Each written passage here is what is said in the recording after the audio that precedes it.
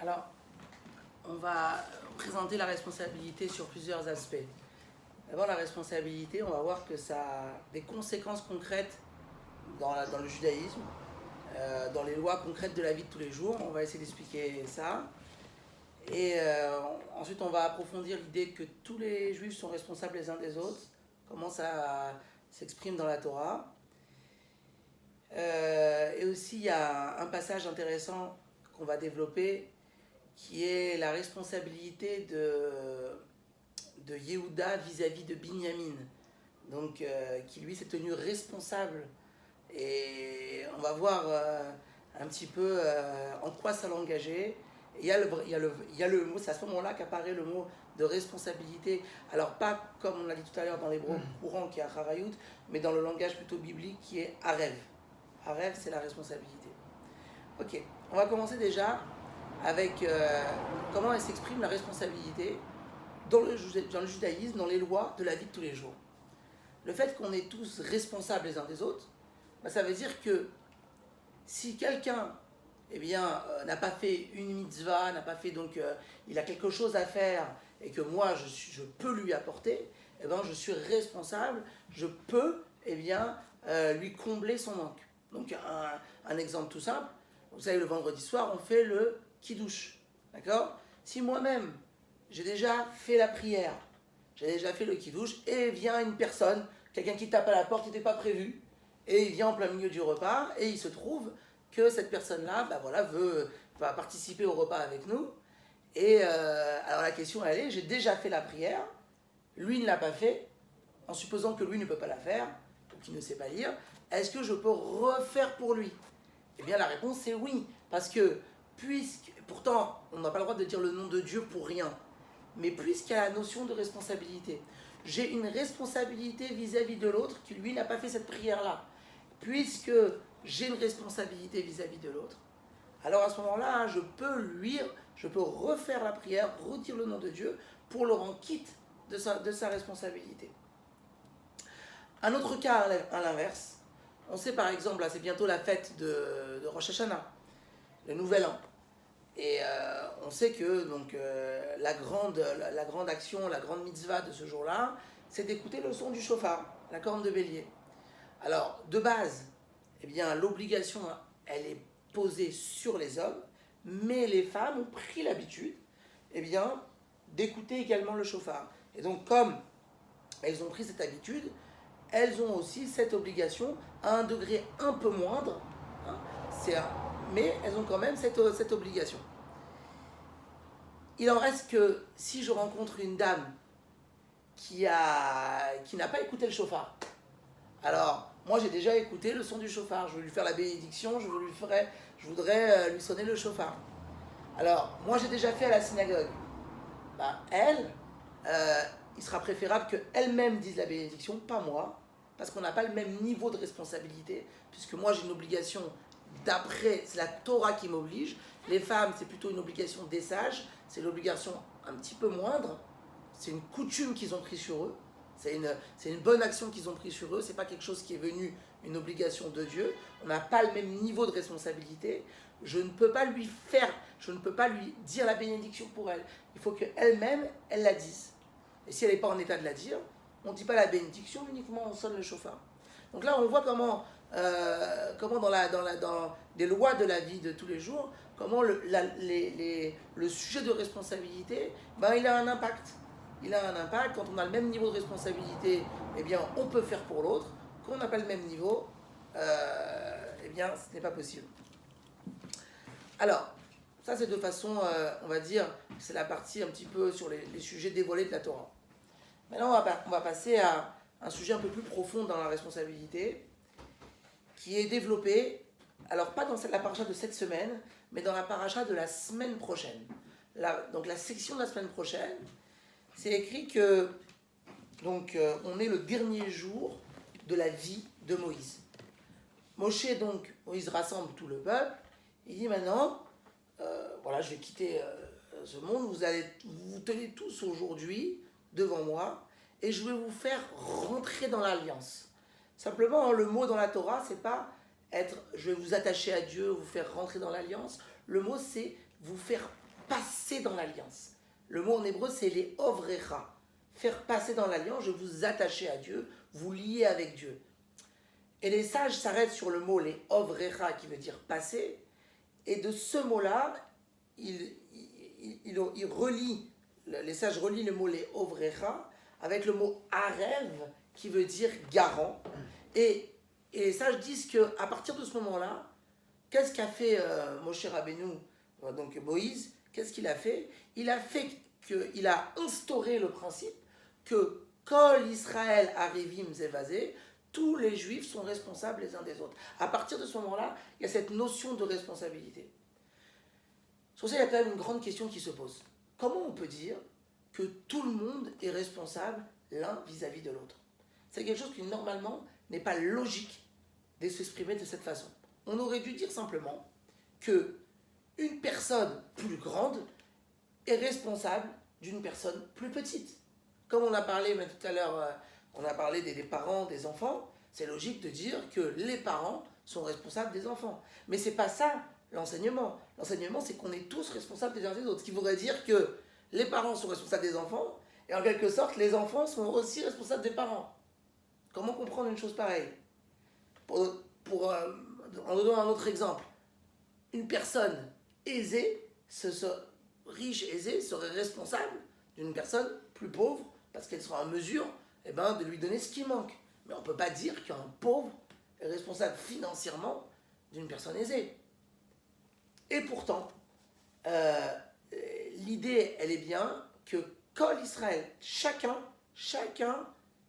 du peuple juif est responsable l'un vis-à-vis de l'autre, peu importe le niveau dans lequel il se trouve, peu importe sa situation. Alors pour répondre à cette question-là, on va donner un exemple.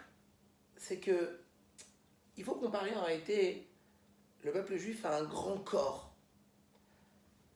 Un corps, dans le corps humain, on a besoin de tous les membres. Chaque membre joue un rôle. Alors il est évident qu'il y a des membres qui sont plus importants que d'autres. La tête, qui a une fonction de diriger tout le corps, qui va amener la réflexion. Le cœur, le foie.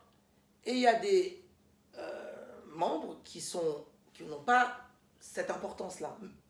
Simplement un doigt de pied, les mains, bien sûr qu'ils ont leur importance, mais peut-être pas autant qu'un cœur et une tête. Et pourtant, si on n'avait que la tête, et que la tête ne disposait pas des pieds pour faire ce qu'elle avait besoin, ou des mains, la volonté de la tête ne pourrait pas s'exprimer.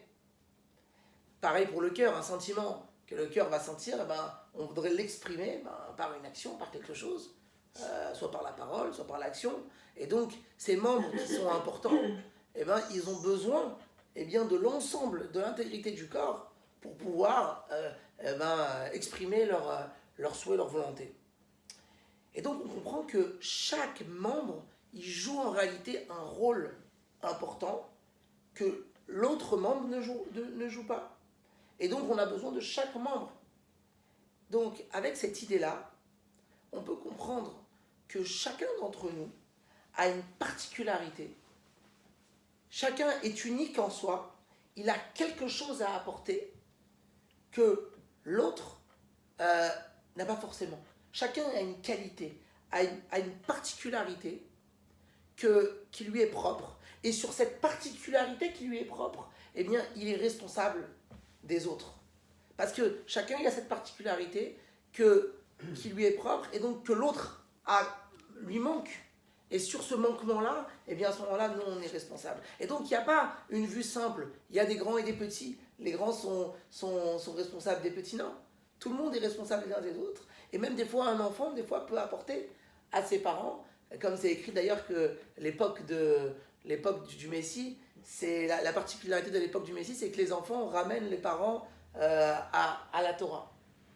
Et donc déjà, on comprend mieux cette idée que chacun, il est responsable l'un de l'autre. Ce qui veut dire que chacun, même s'il peut y avoir des gens plus importants que d'autres, ou des gens qui ont plus de connaissances que d'autres, ou des gens qui ont plus de pratiques que d'autres, mais chacun a quelque chose à apporter. Chacun peut apprendre de l'autre. Et de la même façon que dans le corps, tous les membres de corps en réalité sont unis pour partager un même, un même but, un même intérêt. Et bien la même chose également, il y a l'union de chacun d'entre nous qui sont là justement pour que on contribue au projet, à ce que Dieu il veut dans le monde, et chacun il doit apporter à cela. Et donc, en ça, chacun vraiment est responsable l'un de l'autre. Donc à ce moment-là, la question elle est répondue, entre guillemets, même un pauvre peut apprendre à un riche, même un petit peut être responsable par rapport à un grand. Maintenant, il y a un sujet qu'on dit dans la prière tous les samedis, dans la prière qui se dit à voix basse, qui s'appelle la Hamida, et la bénédiction du milieu de la Hamida de Shabbat, on dit Veten chelkenu betoratar. Donne-nous notre part dans ta Torah. Qu'est-ce que ça veut dire que on demande à Dieu qu'on ait une part dans la Torah? C'est très simple. C'est que chacun en réalité, aussi bien dans l'étude, aussi bien dans le comportement, aussi bien dans son influence vis-à-vis des autres, il a sa part. Chacun en réalité a son aura, à ses personnes qui côtoient, à son quartier. Et la part de l'un n'est pas la part de l'autre. Et donc, vient en fait en réalité s'intégrer ici une grande notion de responsabilité. C'est-à-dire que mon entourage à moi, eh bien j'en suis responsable. Pourquoi j'en suis responsable? Parce que c'est les personnes que je connais, eh bien pas forcément, eh bien vous les connaissez.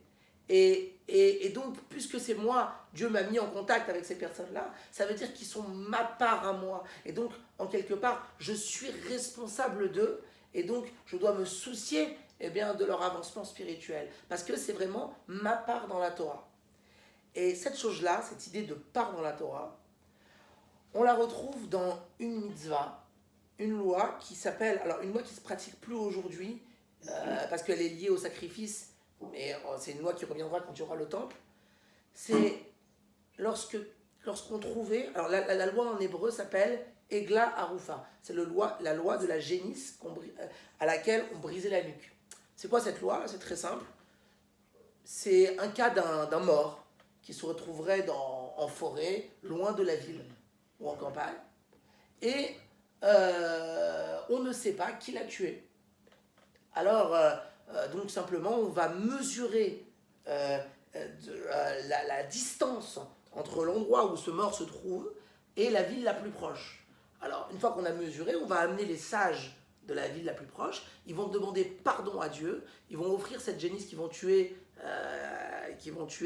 et ils vont demander pardon à Dieu parce qu'ils se disent peut-être que cet homme-là, on est peut-être responsable de sa mort, peut-être qu'il a séjourné chez nous, on l'a peut-être laissé partir sans donner des provisions, et on est peut-être responsable de cette mort.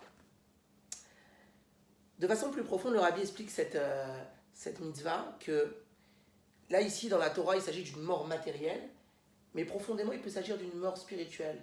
Lorsque quelqu'un est loin spirituellement, et qui ne progresse pas. Alors, quand Mashiach va venir, on va prendre la règle. On va voir, cette personne-là n'a pas progressé, n'a pas avancé, n'a pas évolué. Quel a été le chassid? Quel a été l'homme pieux? Le juif qui était en tout cas à un niveau plus haut, plus élevé que lui, et qui était le plus proche de sa maison, qui était dans son entourage, qui était dans sa part. On va mesurer, et à ce moment-là, il faudra rendre des comptes.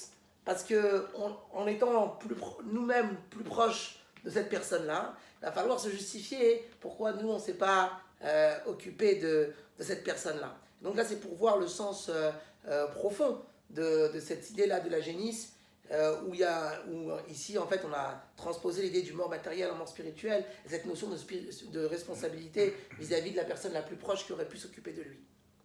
Et enfin, pour terminer, on va, parce qu'on a, là ça rejoint beaucoup ce qu'on a parlé, puisque là on a parlé beaucoup des parents et des enfants.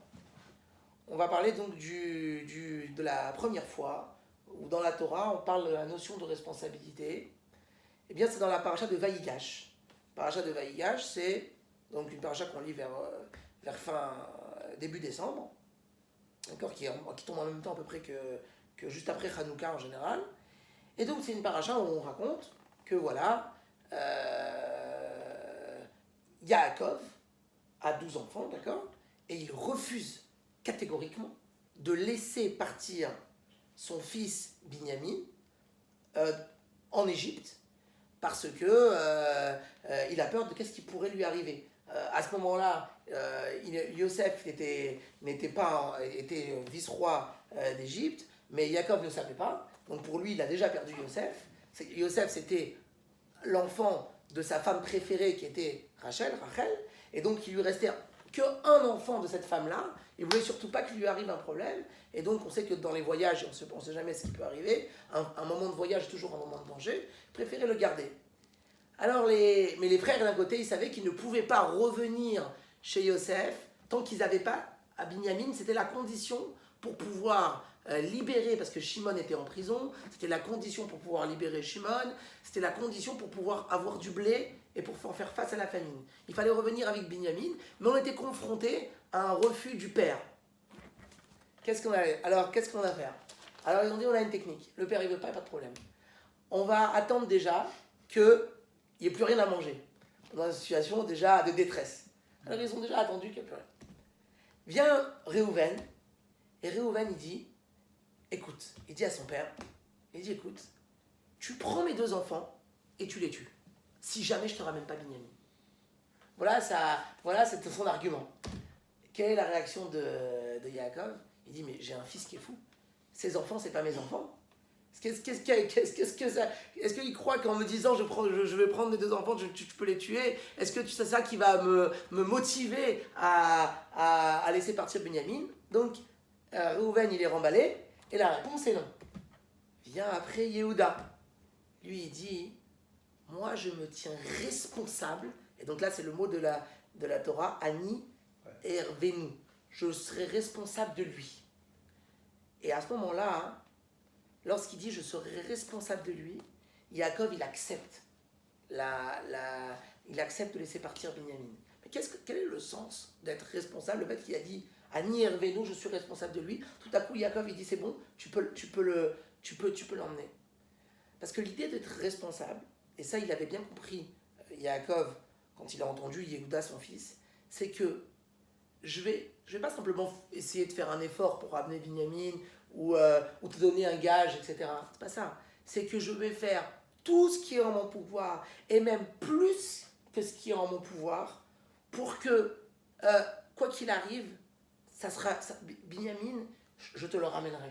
Donc ça veut dire que je serai prêt même à donner ma vie pour cela. Et ça, Yaakov, il a ressenti quand son fils, il a dit Anochi Ervenu, je serai responsable de lui. Le fait que je me mets complètement de côté et je m'investis entièrement, tous mes intérêts, je les mets complètement de côté, et tout mon investissement, il est pour Binyamin. Et on a vu clairement que quand Yehuda, il est arrivé devant Yosef, et que Yosef a essayé de prendre Binyamin, de le mettre en prison en l'accusant d'avoir volé la coupe en argent, et que Yosef a montré sa force, et que Yehuda, il a compris qu'il ne pouvait pas gagner contre Yosef. Yosef qui avait la force de son père. Yehuda aussi était fort, mais en rajoutant la puissance des 2 enfants de Yosef, Ménaché et Ephraïm, plus de toute l'armée égyptienne, il était évident qu'il allait perdre. Mais comme il s'est tenu responsable, il était prêt à risquer sa vie, et même s'il devait mourir au combat. Et donc, à la fin, ça se termine bien, parce que Yosef, à la fin, arrête les hostilités et laisse Binyamin rentrer à la maison. Mais l'idée, c'est que être responsable, ça veut dire on se met complètement de côté dans l'intérêt de la personne, pour l'intérêt de la personne pour qui on est responsable. Et donc, on voit finalement que donc, la notion de responsabilité dans la Torah, c'est une notion de base, puisque c'est cette notion-là qui fait qu'on va se soucier de l'autre. C'est cette notion-là qui va nous permettre de mettre un peu nos intérêts de côté, et bien pour servir les intérêts d'un autre juif. Et là, comme on est proche donc, de la fête de Rosh Hashanah et des fêtes qui arrivent, ben, c'est avec cette notion de responsabilité qu'on doit vivre. C'est-à-dire qu'on a peut-être des amis autour de nous que peut-être n'écoutent pas le chauffard, peut-être ne font pas peut-être le loulav, ou peut-être ne connaissent pas la table des fêtes. Eh bien, à nous de se sentir responsables. Et quand Mashiach va venir et que la règle sera sortie pour savoir est-ce que tu t'es occupé de celui qui était à côté, on pourra dire oui, j'ai été responsable vis-à-vis des Juifs autour de nous. Merci. Si.